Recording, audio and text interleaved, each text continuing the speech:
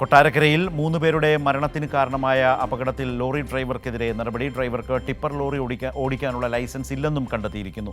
നിലവിലെ ലൈസൻസ് റദ്ദാക്കും. വാഹനത്തിന് 17 വർഷം പഴക്കമുണ്ട്. വാഹനത്തിൻ്റെ ഫിറ്റ്നസ് റദ്ദാക്കി. വിവരങ്ങളുമായി രാജ്കുമാർ ചേരുന്നു. രാജ്കുമാർ, വളരെ വലിയ നാടിനെ നടുക്കിയൊരു ദുരന്തമാണ് സംഭവിച്ചത്. ഇപ്പോൾ ആ ടിപ്പർ ഓടിച്ച ഡ്രൈവർക്ക് ടിപ്പർ ഓടിക്കാനുള്ള ലൈസൻസും ഇല്ല എന്നാണോ മനസ്സിലാകുന്നത്?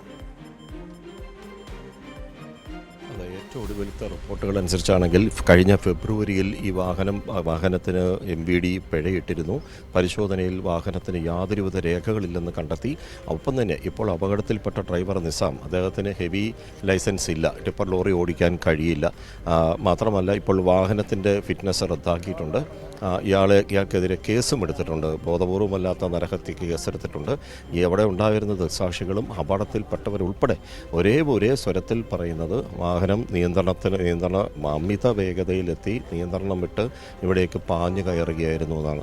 മണ്ണിനടിയിൽ നിന്ന് തലനാരിഴയ്ക്കാണ് നവനീത് രക്ഷപ്പെട്ടത്. മണ്ണിനടിയിൽ നിന്ന് സ്വന്തം പിതാവ് സനിലാണ് ഈ നവനീതിനെ പുറത്തേക്കെടുത്തത്. പിന്നീട് ഒപ്പമുണ്ടായിരുന്ന അവിടെ ബസ് കയറാൻ നിന്ന അഞ്ജലി പോലീസിനെയും ഫയർഫോഴ്സിനെയും മറ്റും അറിയിച്ചു. പിന്നീട് നാട്ടുകാരും ഫയർഫോഴ്സും എത്തിയാണ് വാഹനത്തിൽ നിന്നുള്ള ബാക്കിയുള്ളവരെയെല്ലാം രക്ഷാപ്രവർത്തനം നടത്തിയതും ആശുപത്രിയിലേക്ക് പ്രവേശിപ്പിച്ചത്. പക്ഷേ 3 പേർ കൊല്ലപ്പെട്ടു. ഇതിൽ KSRTC ജീവനക്കാരനായ അജയൻ, അധ്യാപകനായ ഹരിലാൽ, സെൻറ്റ് മേരീസ് സ്കൂളിലെ കാർണിവൽ സ്കൂളിലെ 10ാം ക്ലാസ് വിദ്യാർത്ഥിയായിട്ടുള്ള പാർത്ഥിബ് ഇങ്ങനെ 3 പേരാണ് ഈ അപകടത്തിൽ ദാരുണമായി മരിച്ചത്. മറ്റ് 5 പേരെ വിവിധ ആശുപത്രികളിൽ ഇപ്പോൾ പ്രവേശിപ്പിച്ചിട്ടുണ്ട്.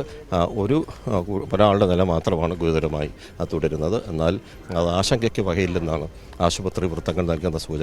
ഇപ്പോൾ കൊട്ടാരക്കര MLA KN ബാലഗോപാൽ കൊട്ടാരക്കര ആശുപത്രിയിലെത്തി ഇതിൻ്റെ വിവരങ്ങൾ മനസ്സിലാക്കുകയും മരിച്ചവരുടെ മൃതശരീരങ്ങൾ കണ്ടു. ഇനി ഇതിൽ പരിക്കേറ്റ് കിടക്കുന്നവരും ആശുപത്രിയിലുണ്ട്. അവരെയും അദ്ദേഹം സന്ദർശിക്കും. ശരി, രാജ്കുമാറാണ് വിവരങ്ങൾ ഇപ്പോൾ നൽകിയത്.